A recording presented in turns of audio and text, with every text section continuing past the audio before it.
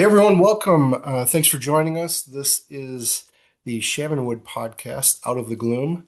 This is episode 31 of the podcast, and I'm glad here in January of 2026 to get back to one of the men in our own region, the Shamanwood region. We've got Sir Lemonhead today, and we've got, of course, as always, my partner in crime, Doghouse. Welcome, men. Thanks for joining us. How's your weekend been so far? So far, so good. I think, coming to the end of the weekend, just got done doing a run with my two older boys, so feel pretty good right now. Awesome. What about you, Doghouse? Keeping warm? Yeah, late weekend on the F3 front. Got out with the weekend. Got out for the weekend to New Buffalo with baby mama Zimmer, Caboose, and a few others. Some M's. So I didn't get to post yesterday or Friday, but good weekend overall. Nice, relaxing weekend. Nice. Awesome. I know it's been super cold. Our schools were Hmm. closed on Friday. They did e-learning. That made it a little bit of a longer weekend. Of course, just trying to stay warm. Got some runs in, but on the treadmill, not getting out there in the negative 30-degree wind chill. Uh, Too much for me right now. But I'll be back out there this week.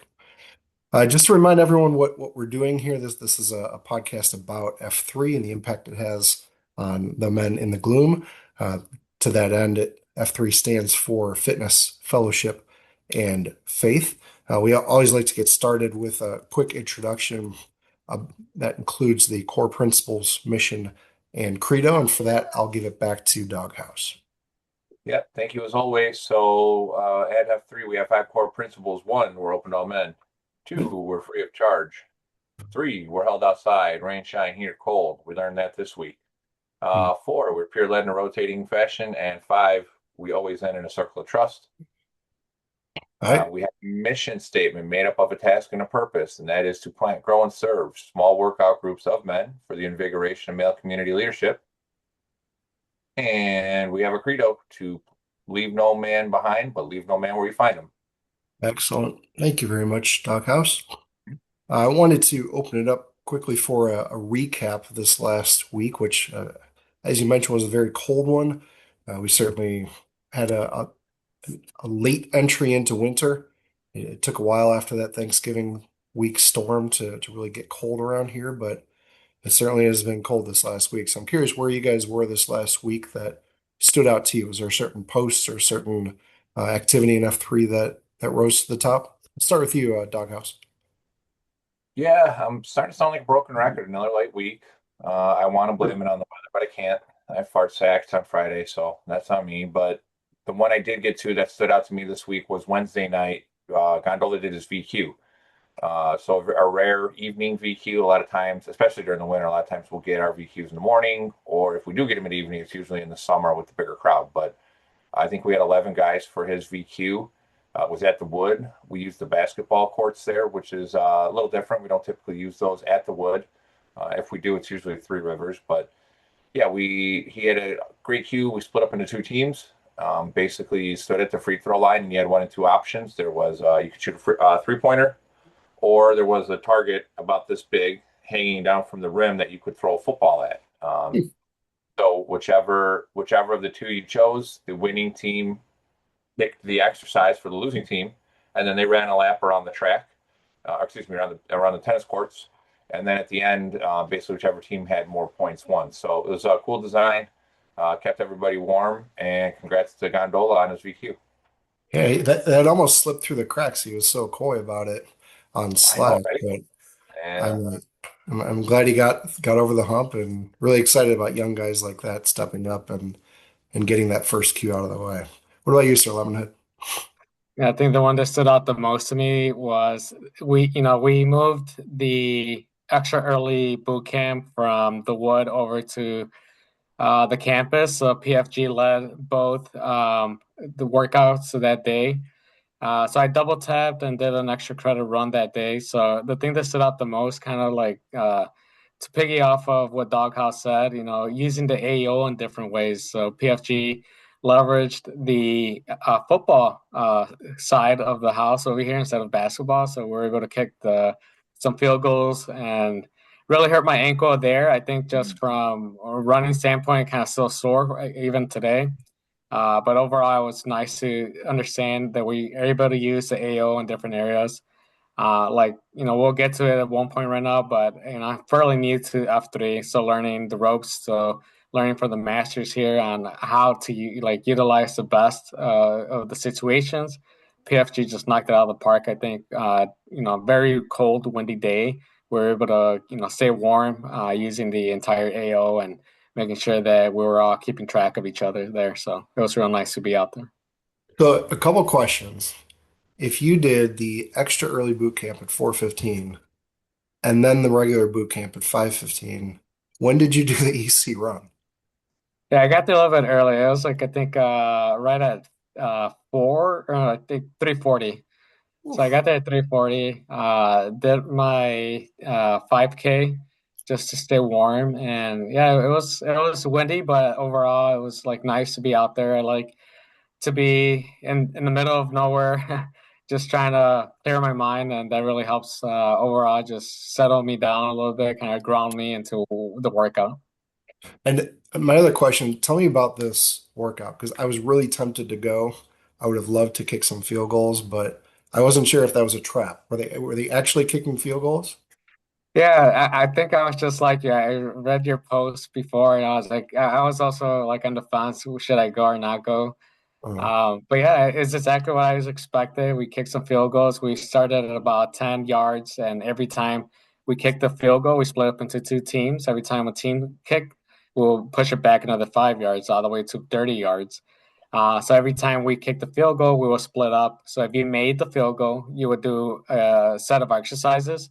If your team missed it, you would do another set of exercises, which was a little bit harder. So that was kind of the punishment for not making it. So we had the option of either kicking the football or using our hands and trying to throw it over.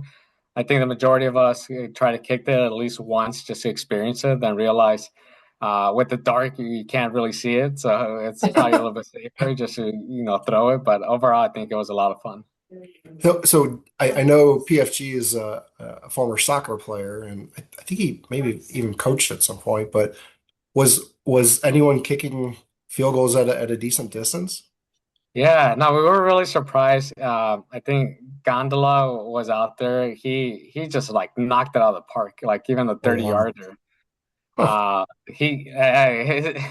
His stance was, very straight. Like he didn't, do the regular routine of three steps back, three steps to the left. He just went straight at it. But he knocked it out of the park. And I know Oh, we had Pancake out there, so him and Plankton, try to show us their football year skills, and it was fun to watch both of them talk through the entire time we're out there too for the second half. So it was nice. that's cool. I'll have to check that out next time they do it. And you're right, it is really interesting to see the ways that different guys use the same AOs. Like Doghouse is right. I think I can count two times that we've ever used that basketball court area when it wasn't a convergence at the Wood, and it's a perfect spot. I can count two times probably that we've used that football field at the middle school. And then that's again a perfect spot if you want to get out into the grass and especially when there's not snow on the ground. So I'm glad to hear that guys are using it a little bit more creatively. As for myself, the workout of the week that stood out to me was actually your run club, Sir Lemonhead, on Tuesday at the Wood.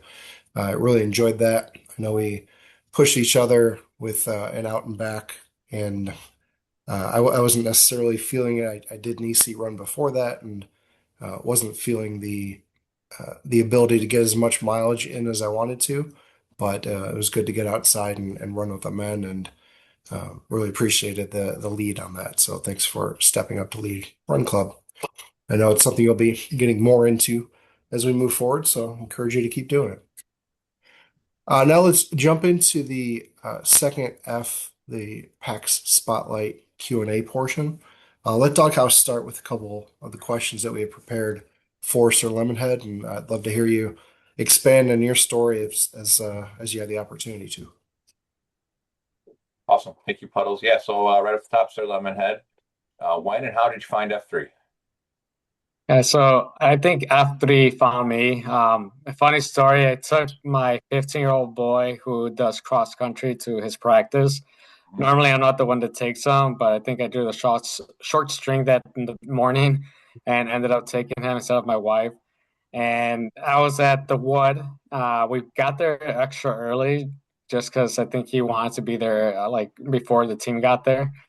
And we're waiting there. It's pretty dark, and I tell him, "Hey, I think we should get down and like look like you're doing something because we're in the middle of the parking lot.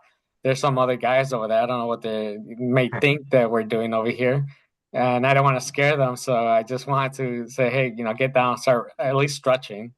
He got down, and then I see Borland walking towards him. So I get down to see, hey, there's a man over here walking towards my 15-year-old. So I want to make sure he's safe. So we start talking, realizing then that he's just inviting us to work out with him, or at least just to join F3. And then Mhm. Latia walks over too. So yeah, after that, the next day, which was I think we were there like on a Sunday. The next day we woke up and I went there for myself to check out F3 and just kind of fell in love with it. I think like it was in the middle of Iron Pack's week, very hard Mm. week, and I got my ass whooped, to say the least, and I didn't realize I was that out of shape. And I think that's what really kind of said, "Hey, this is like something I got to get better at." So I think that's how I really found F3 to be kind of that inspiring moment for me to like keep going and keep trying to get better. Mm. That's funny. You said you were worried about scaring them. It's usually us scaring the normies, right? That's Mhm. hilarious. So Mm. we talked about it a little bit, but for the sake of the audience, would you mind sharing your post count with us today?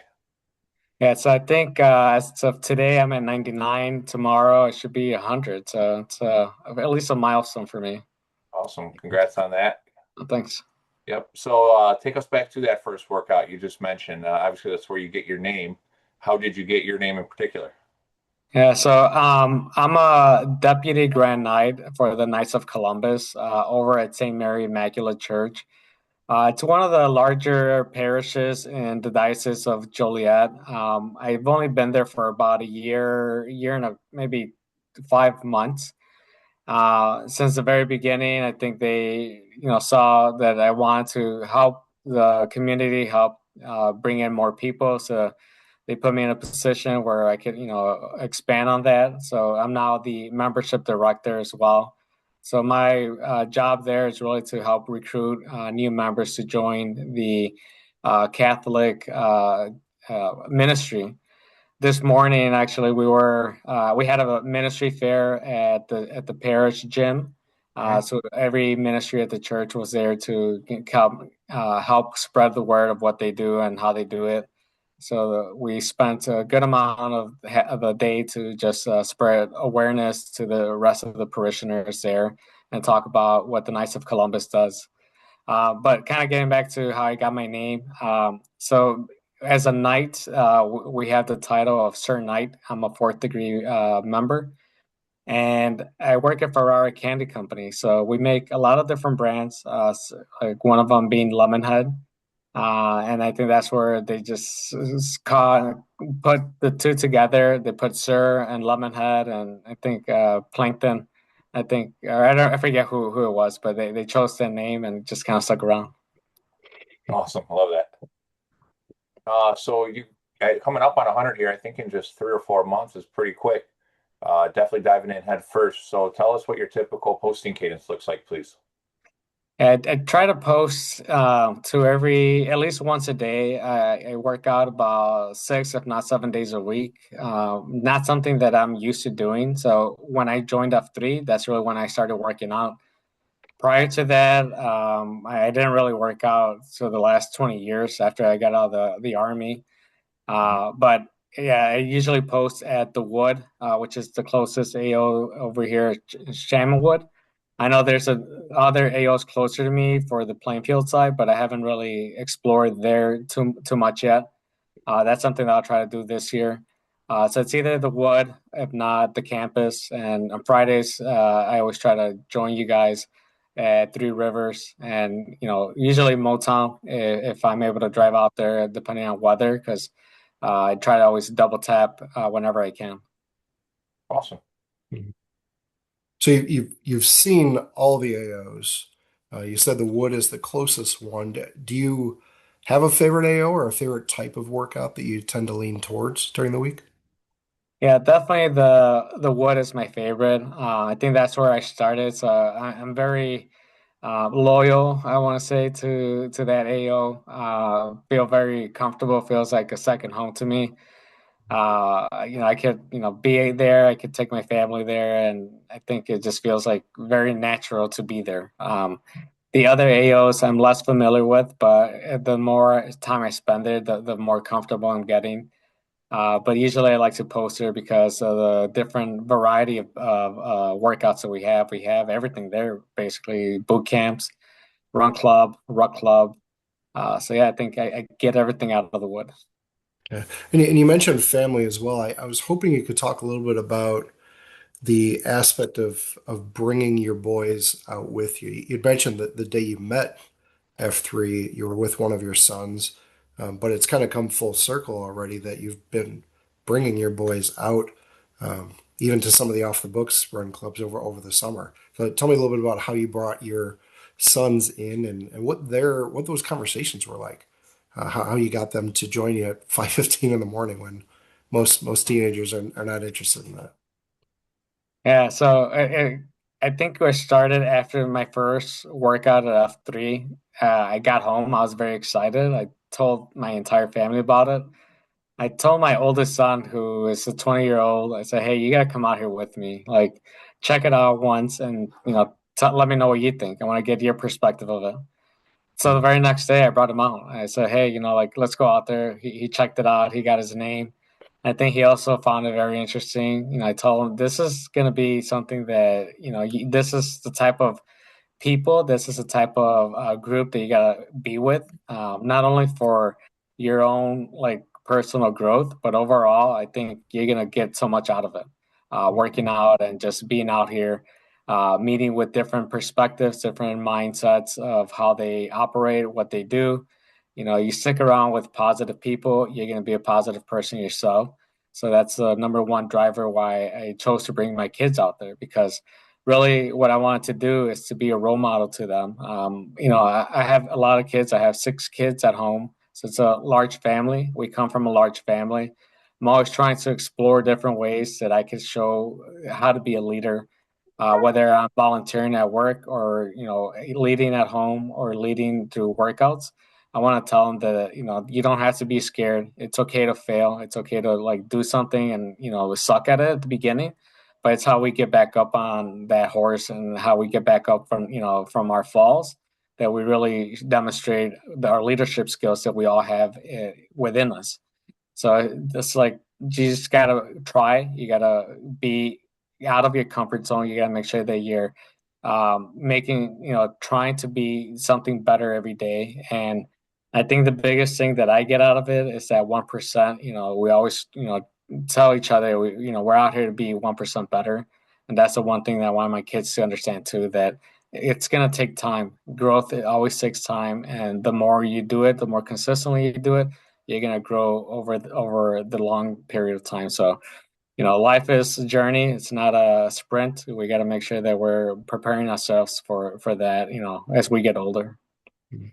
And your boys are very very quiet, as I think a lot of the sons of F3 men are around the other men. But I'm curious how what feedback they've given you at home. What do they say about F3? I haven't had a chance to have a long conversation with any of them. Usually they're running so far ahead of me, I can't catch up to them. But they're always respectful, always seem to be enjoying themselves. But what are those conversations like at home? Yeah, we like to discuss openly. The reason I also bring them out here is so that way they could see how other men interact. Hmm. Because I think it's very common now with the generation that they don't have that communication skills that maybe we grew up with earlier on. Because one, we didn't have text messaging; we always had to talk to people. So that's something that I'm trying to open them up to more and see that it's okay to joke around. It's okay to say the wrong thing. It's okay to try something new to, change who you are, but at the same time be the same person and just develop yourself. So those are kind of the stories that we talk about at home. It's like, hey, did you hear what he like, what they were talking about or why they were talking about it? Do you understand what they were saying? It's okay to joke around. It's harmless. It's just a conversation, and that's what we're out there to do. It's just to help grow. And I think if we're doing that in a positive way, it's okay to have fun. So that's something that I'm just trying to teach them how to communicate better, how to grow and develop themselves, so that way they can become strong men when they are at that point in their life when they are independent and they could, do it on their own. It's nice to see young men embracing that. Groot, for example, is I think with you more often than not, and I've seen him really dive in and seems to be enjoying that. I think back to Douglas. I think back to Booger when he did that presentation for one of his classes about F3. That seemed to be like something he was wrapping himself around and something he was using to make himself a better communicator and do something more than just exercising with it. Yeah, Hmm. absolutely. Great call. Outside of the F3 skills applying in real life, for his speech class and yeah, talking on F3, but also having the confidence to speak in front of people just like you would at a Q. So yeah, good call. I didn't even connect those dots. Thank you. Yeah, and I think you're mentioning Gondola's VQ, and I've thought of this often that I can imagine what it would have been like to find F3 as a teenager or even in my 20s. But to be regularly around men 20, 30 years older than me and having the floor. How many times do we not have that opportunity in our professional lives until we're in our 30s, 40s, if not later, perhaps not even ever, but to have the floor with a room of people who, on one hand, are your peers, but also your superiors, but to be able to command that room, um, just that opportunity to cue workouts, I think is an understated benefit of F3 for younger men, I think in particular. Couldn't agree more.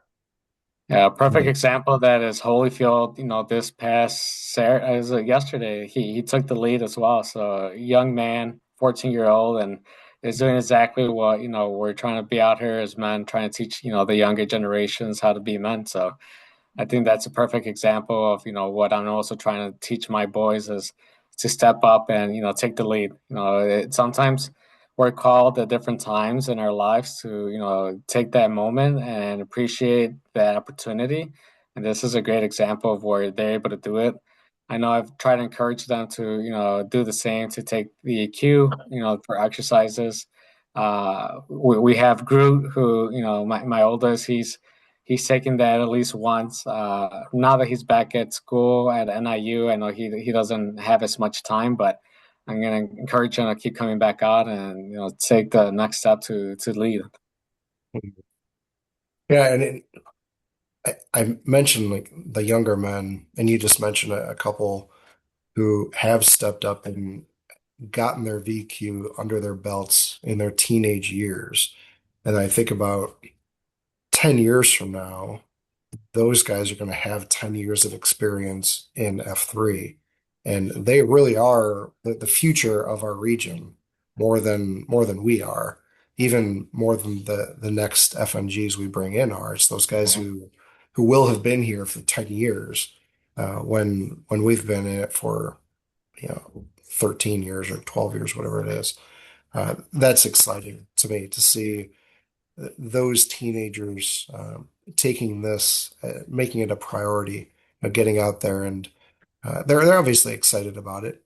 I would love to sit down with just a handful of them, a panel, maybe have three of them on the podcast, just get the teenage perspective of whether it's uh, looking back on the impact it has on you in school, or some of these guys aren't even working yet. They don't even have a job yet, but they're getting this leadership experience that you can put on your resume, but it's going to be so much more valuable than that. Um, it just really excites me. It's good for our region. What you also mentioned in the pre-show conversation that one of the things that you enjoyed most about the F3 workouts is the opportunity to bond with your sons in a different way, to come out to the workouts and go through that with them. Can you talk a little bit about that? Yeah, the biggest reason I'm doing this is really for my family. One, for me to stay healthy. Two, it's to show them, what a man could do.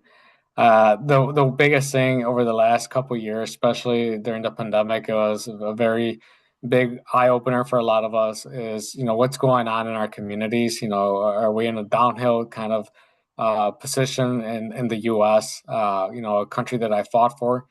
And I was just, I can't let that happen. Like, why is it happening? So I think that's something very important to me now as a man to come out here and show, to take the step up and say, hey, this is something that we fought for. This is something that we're going to continue to fight for. And this is something that we got to show our next generation what to do with it. So it's really, I think, a legacy that I want to leave behind. And I want to make sure that they're able to follow and see a role model here at home, what men should be doing in the community, which is serving our community, defending it, protecting it in different ways, and also leading the people that are most vulnerable around us. Obviously here in the picture we have my two daughters and my wife, and this is really what I want them to understand, that we have a lot of family, we have a lot of women in our life that we want to help make sure that they have a strong foundation to stand on, and as men, we want to make sure that we're leading the way. Mhm. And you mentioned community. I think that's a great segue into one of the things that you and I have been working on these last. We'll come back to this in the third F announcements, but Sir Lemonhead was one of the first people to help get the first Shaman Wood blood drive off the ground and going. He had made the connection with the contact at Versity. It's something that I feel personally very strongly about, and Lemonhead, you and I have talked on runs about that uh, in terms of why that matters to me. But those are the kinds of things that, again, I think go beyond the workout. They go beyond the ability to get faster, to get stronger, to get 1% better. But what can we do for our community that actually helps them as well? Right now, I believe we have 14 men, so that's going to be 14 donations of blood. I think there are a couple double red donations, so those will carry even more value in the next couple months as those are urgent needs. Um, but I'm really glad that you stepped up and helped with that, because it's, again, as the third FQ, something that I'm constantly looking for ways that we can give back to the community in a meaningful way. And I think that's a great example of that. So I'm excited to do that in another week, next weekend. Yeah. Hmm. I know you've grown in these first 100 posts in a lot of different ways, but I'm curious if you have a vision ahead of you for what sorts of things might be next for you in F3. I think the one type of exercise that I'm leaning towards the most is running. Something I really didn't like during my career in the Army, my short tenure in the Army. I started when I was 17 and I got out 6 years later. The reason I got out of the Army was because I really couldn't stand running. uh, we had to do a 2 mile PT test, and that was like the worst feeling ever. Because I just had the bad nutrition. I didn't know anything about running. No one really explained it. And now in my 40s, I'm learning from my 15-year-old how to run. I'm learning what he's learning. I'm researching on my own. I lost a lot of weight, and now I'm trying to figure out, how to put all those things together and build something that's going to be useful for the rest of my life, and that I'll be able to continue to do for the rest of my life. I know I've seen a lot of F3 men, a little bit older than me, who've been doing this for longer than I have. They're in great shape, and I want to be able to make sure that when I reach, that age or even later in life, that I'm able to continue to be as healthy as they are and continue to grow, and make sure that I'm able to keep up with my own kids as they get older. So I envision myself playing with my grandchildren, being able to, take them to the park and keep up with them. I know I've heard a couple of F3 men say, being able to go up and down the Mount Wood with them is something that they've enjoyed. So I want to Mhm. make sure I'm able to do the same. Absolutely. Do you have any running goals for yourself for this year, for 2026? I feel like every day I develop a new goal. Just this beginning of this year, I set a goal that I'm going to run 1,500 miles, which is Ooh, about 25 miles a week. Started running about 3.5 months ago, so I'm averaging now close to 30. So I'm hoping to at least keep track of that, and during the summer, I'll probably bump it up a little bit higher. yeah. Are you targeting a marathon still? I know you were looking at that initially when Chicago registration was open. Yeah, so last year I did register for Chicago Marathon. It didn't get on the first I guess like lottery that they had. Mhm. So I gave up on Chicago Marathon, but my goal this year is to run 4 marathon distances. Not necessarily a like to sign up for a marathon, but it's really just to run that distance on my own. I'm not very I guess I prefer to run by myself, especially at night, because that's when it's very quiet and I could kind of think.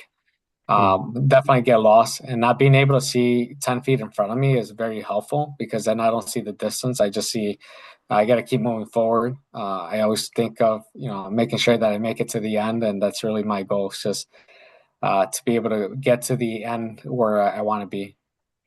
It's funny, we were talking about running with a headlamp, I think last week, Yep. and that struck me as something that's enjoyable for some people. I never really thought of it that way. I usually carry a headlamp with me. I don't like to wear one. But I guess there is something to not being able to see much around you and to be distracted by it. Yeah, Friday Eddie was talking about that. What he was, we were at, you asked him same kind of question. What's your favorite time to run? He's like, at night. Like, okay, Mhm. same answer. I guess it's not much different than running in pre-dawn when Yeah. it's Yeah. 4:30 or 5:15. There's not a lot of light around. But I guess I realized this as I've been running over the winter a little bit more on the treadmill than I had in the last 2 years or so. I really do just keep my head down and focus on like Mm. the ground area or the handlebar area. I really don't I don't look around me very much.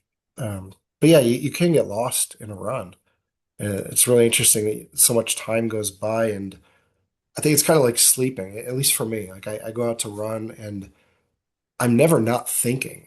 I'm always thinking about something, Hmm. but it helps me process things that are in the back of my head that because I'm alone and I'm not having a conversation with someone else, I'm just kind of working through unsettled things that are going on in my back of my head.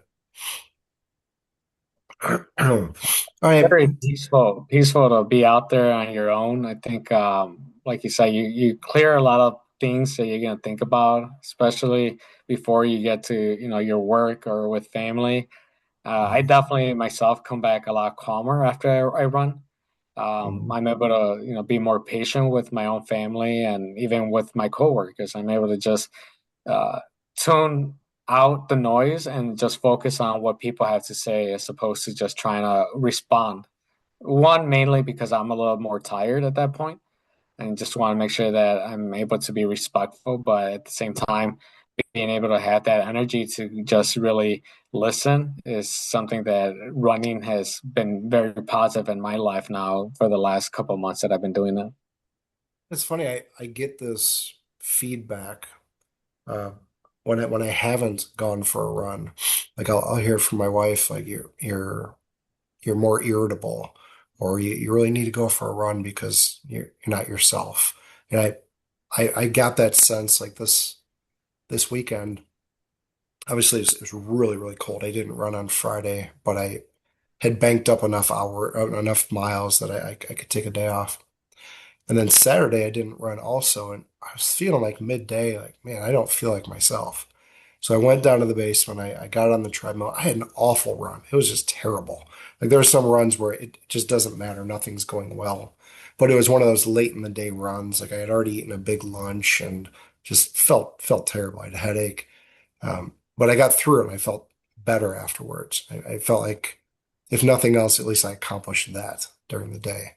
And for me, I think that always does, like you said, it gives me a little bit more patience, a little bit more calm afterwards. I'm always glad once I'm done, every Yeah. single time. Uh, I think I, it's the best feeling to when you're done, you feel like you did it, even though you didn't yeah, want to, but you did it. yeah. More often than not, I don't want to run. And I know you mentioned this during your COT at Run Club, like you hate running. Uh, there are very few people I think that really love running, um, who haven't done it for a very long time. I think most of us are trying to get to that point where we love running. Like Picasso, I would say probably loves running. I still hate it for the most part, at least in the beginning. The first mile or two, I hate every time. Just trying to get to the point where I look forward to runs, and that's not very often the case still. One question, two questions actually, we've been trying to work into the podcast is who who would you like to see on the podcast? You mentioned you listen to it pretty regularly as you're getting ready for work, as you're getting into the office. But I'm curious, who have we not had on the show who you'd like to hear talk about their F3 experience? I think we've had, or at least I've listened to a couple of the people that I'm more familiar with. It was real nice to hear like you brought um the folks over from North Carolina. It Mm, was very interesting to hear their side. I heard, Doc Ozzy went out there, so kudos to you for making the trip out there and Yep. being able to make that connection with them. So it's very, very nice to be able to at least bring some of that back over here and noticing the differences that they had as opposed to what, we're doing out here. Hmm. So, I think that's very interesting to learn what like what's happening around the other states. I just listened to the the F3 I forget what they call it, but to the nation or like the State of the nation. yeah, State of the Nation. There you go. Thank you.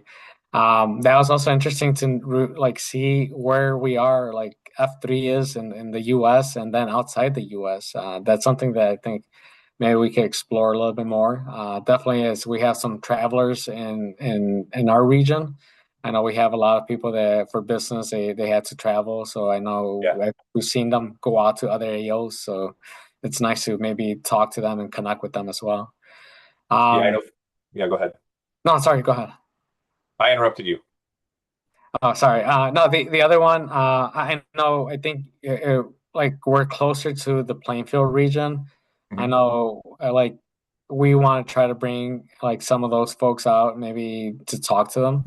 But that's pretty much the only other option that I could think of off the top of my head right now. Okay. Yeah, we'll definitely call. I'll call some Plainfield guys we know out there that I think have an interesting story to tell. Yeah, one of my most rewarding experiences getting to travel a little bit for work and personal is always trying to post downrange. Got to South Dakota and San Diego last year, which was, I think I actually even recorded from those cities, a couple of the pods. But yeah, it's very cool to see how the different regions treat things and just little things. Motivators, for example, in South Dakota are completely, I shouldn't say completely different, but very different from how we do them. So that was interesting. So go ahead, Puddles. I know you had another question for Sir Lemonhead. I'll let you jump back in. Yeah, we've been asking, I think we asked a couple of the last few third men, if you had a Hmm. choice and you could move back 5 years or move ahead 5 years, which of those would you choose and why? I would probably choose to move ahead 5 years. Hmm. I'm looking forward towards retirement. I started working really early. I think at the age 15 with my brother-in-law putting asphalt on streets and parking lots. or I'm just tired. I want to just be done working. I want to be able to focus on the things that I want to do, not necessarily working for money. And I still have at least 20 years and left to work to retirement. So that's my biggest, I think, long-term goal right now is like just be done with work. I don't blame you, not at all. And the final question we always ask everyone is, what's the biggest way, if you could put your finger on the biggest way that F3 has impacted your life, what would you say that biggest impact has been? Yeah, I think the biggest one is fellowship. Even though I'm not very good at F2 yet, still need to go out to the Q source and, really, talk to how the leadership is done. But overall, being around a group of people that are interested in what I am interested at this point in my life has been the most impactful. Being around both of you, I think, has been, we've talked a couple times and throughout our workouts and learning from you, your what you're doing in your life has really kind of shared at least a lot what I'm doing and how to improve it. And I'm always the type of person that looks at the cup with the water half full. I'm very optimistic and always looking for opportunities to also grow myself. And I think this is a good opportunity for me to see myself, 5 years from now in a lot of the men that are in F3. And then we have a couple guys, who are 10, 15 years older than I am. I look at myself in their position, 15 years later. What do I want to be doing? How do I want to be doing things? And this is a great example of something that I'll probably want to continue to do for the rest of my life. Yeah, that's great to hear. I know people tend to look backwards and try to undo or course correct areas that they've struggled through, but I love to hear the optimism of moving forward and seeing where you'll be in another 5 years, 5 years closer to retirement, being done working, ideally. Yeah. All right. Doghouse, you want to hit us with some third F announcements, and I'll close us with a COT.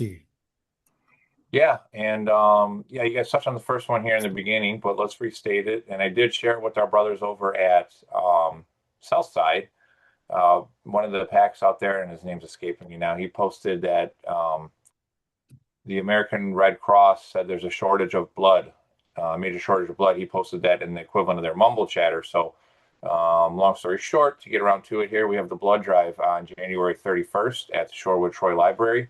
I think there's a couple slots left available. So if you're listening, make sure you get signed up as soon as possible. We also have our big day of the year we've been talking about for the last few weeks, if not months here, is going to be February 7th. We're going to have our Winter Warrior. We're starting there. We're up to, I think, 37 guys. So I would like to see a few more maybe. Maybe we get about 8 per team would be the ideal number in my mind. So if you're listening, please sign up for Winter Warrior. We'll also be doing our convergence that day. Our HCs are pretty low right now. If you're listening, sign up. And the Frosty 5 Mile will be that same day as well. Mhm. Also within Winter Warrior, one of the 5K opportunities we'll have is the Manhattan Irish Fest 5K on March 7th. And that will be followed by the Shorewood Shamrock Shuffle on March 14th, as well as the Braidwood Polar Plunge. And I think those are times such that you could actually make it to both pretty reasonably. I think the Polar Plunge is a little later in the day, and the Shamrock Shuffle is a little earlier, if I'm not mistaken. But don't quote me on that. Okay. Good. Good. Thank you. A lot going on. I think this is the midway point where days are officially getting a little bit longer. The sun Mhm. is officially going to be out a little bit later, by seconds, by minutes every day now. So we've made it through the worst of the winter. Now it's time to come out the other side in the spring. I do have a COT I wanted to share. It's something I read a couple weeks ago and I saved in my phone. It's not as short as I hoped it would be, but I wanted to share it with you. It says one day they stop asking you to carry them. One day they stop asking you to sit on the floor and play. One day they stop asking you to tuck them in. It doesn't happen all at once. It fades quietly. Between busy nights and long days, you think there will always be time tomorrow, another bedtime, another story, another request you could push to later. but later has a way of showing up faster than expected. You don't feel it while it's happening, you feel it when it's gone. When the room stays dark, when the door stays closed, when the house gets quieter in ways you didn't plan for. You start realizing how many moments didn't announce themselves. They just passed through, softly, unnoticed. It isn't about regret, it's about awareness, about understanding that presence matters more than perfection, that being there counts more than doing everything right. These years aren't loud, they don't demand attention, they wait patiently, and one day they stop waiting. So I brought that up because I think a lot of us who have kids, who have families, naturally think, well, I'll just do that next time. I'll call my dad tomorrow, or I'll see my brother next holiday. I'll play with my daughter tomorrow. And it's just a reminder that we don't know when the last time will be. I've been very fortunate that my daughter is my 5-year-old is very affectionate. She loves to sit on the couch with me. She, without even asking, will snuggle up right next to me, and I love every second of it. But I also realize that when I'm frustrated in the moments that she's asking for me, I have to appreciate that those moments aren't as many as I think they'll be. So I give that to all of you as well to try to appreciate the moments that you have today and to try to recapture or to take advantage of as many of those moments as you can because we just don't know when they're going to stop asking. All right. All right. Hi. All right. So let's close as we always do with a quick name-orama. I am Bill Skoronsky, 47, Puddles. Puddles. John Christ, 41. Doghouse. Doghouse. House. Juan Andrade, 42, Sir Lemonhead. Sure, Sir Lemonhead. Lemonhead. All right, man. Thank you again for joining us and for the rest of you watching. We will see you in the gloom very soon. Good night.